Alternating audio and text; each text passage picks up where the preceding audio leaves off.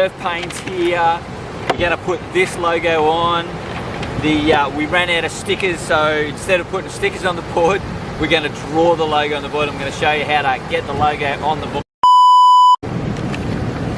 Print out, you simply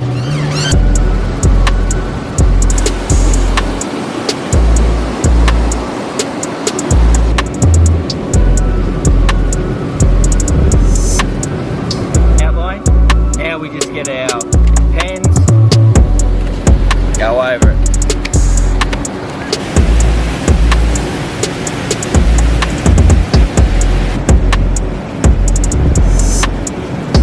Pretty easy, eh, to put a logo on the board.